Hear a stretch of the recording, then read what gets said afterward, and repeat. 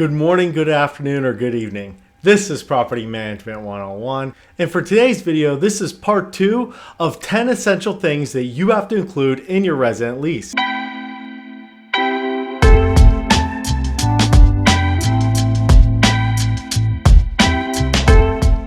Before watching this video, I'd highly recommend watching part 1 to this topic, and I'll post the link to that video in the description. I would always recommend before issuing any lease to any resident or any applicant that you have your local and in-house attorneys review it to ensure that it's compliant with local and state laws. Keep in mind some of the suggestions that you receive from this video or a local attorney or anyone that's outside your company may go against actually what your company policies are and processes. So it's really important that if there's any type of suggestion that you want to put into your lease, that is something you ensure that also meets and is in line with your company policies. And here are some essential things that you want to include in your resident leases. Number 6, responsibilities of the landlord. So this section is going to be very similar to the previous section that we talked about in part 1, responsibilities of the tenant, but this is everything as a landlord you'll be responsible for. This could include things like work orders, common areas. As a landlord, you're going to follow local and state tenant landlord laws, as well provide residents a move-in condition form and have the opportunity for them to note anything that was there when they moved into the unit. The 7th item that you want to make sure that you're including in your resident leases is the right of entry clause. So this is something that could be falling under a different section. You want to make sure you have a good outlined, detailed area of your resident lease that outlines the process that the landlord has the right to entry.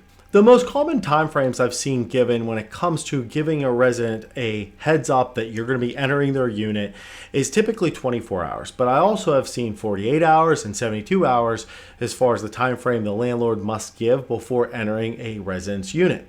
It's really going to be for your company's policies and procedures and if your state has any requirements when it comes to this. And a key point about this, typically in this clause, you're also going to want to include that the landlord has the right to entry with no notice given if it is deemed an emergency.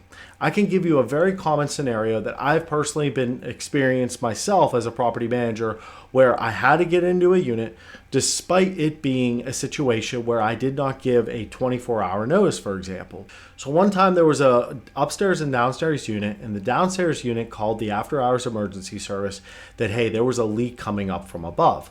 Obviously, it's not a situation where we have to then wait for 24 hours to pass to give that resident above proper notice that we'll be entering.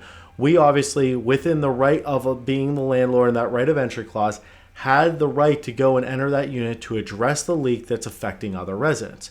So that's something to keep in mind that you really want to make sure that you have outlined in your right of entry clause of your lease as well. If you're enjoying this video so far and learning something new, please don't forget to like, subscribe, and turn on notifications for future videos. The 8th section that you want to make sure that you include as part of your resident lease is a rules and regulations section.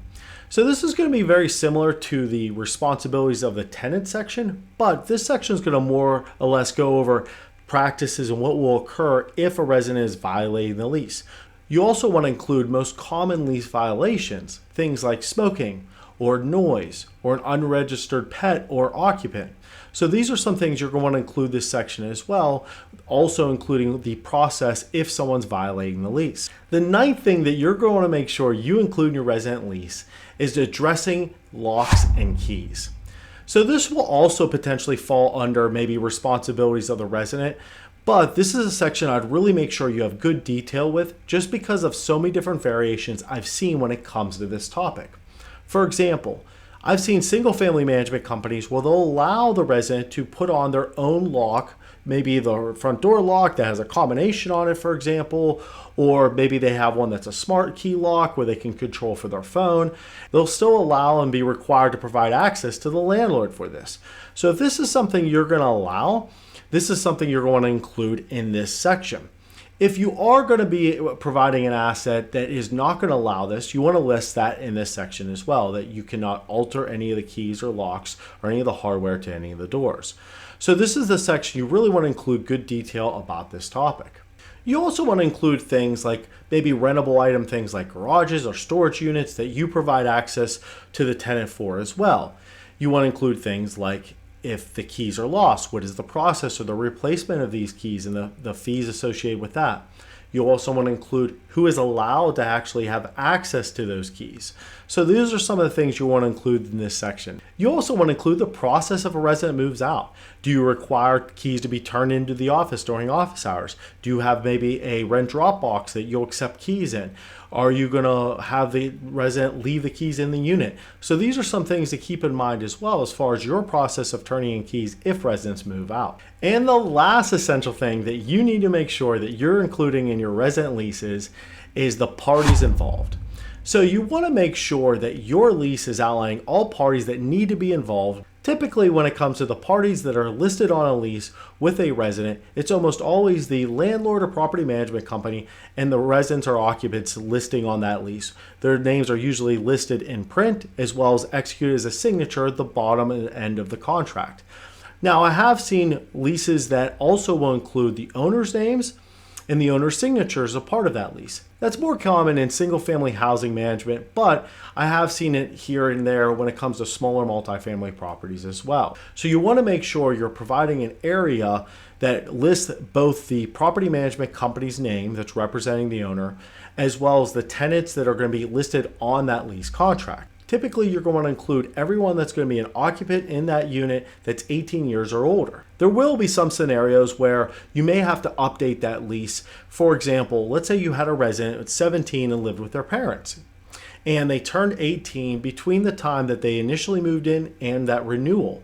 So that's something that you're going to want to require them to be added to the lease moving forward, just to ensure you have everyone listed there that is a legal adult that should be there on that lease contract. And for a video recap today, here are numbers 6 through 10 that you want to make sure you're including in your leases with your residents. Number 6, responsibilities of the landlord. Number 7, the right of entry clause. Number 8, rules and regulations. Number 9, locks and keys. And number 10, make sure you have all parties listed that should be. Again, in the video description, I'll be posting a link to part 1 of this video, so please make sure you watch that as well.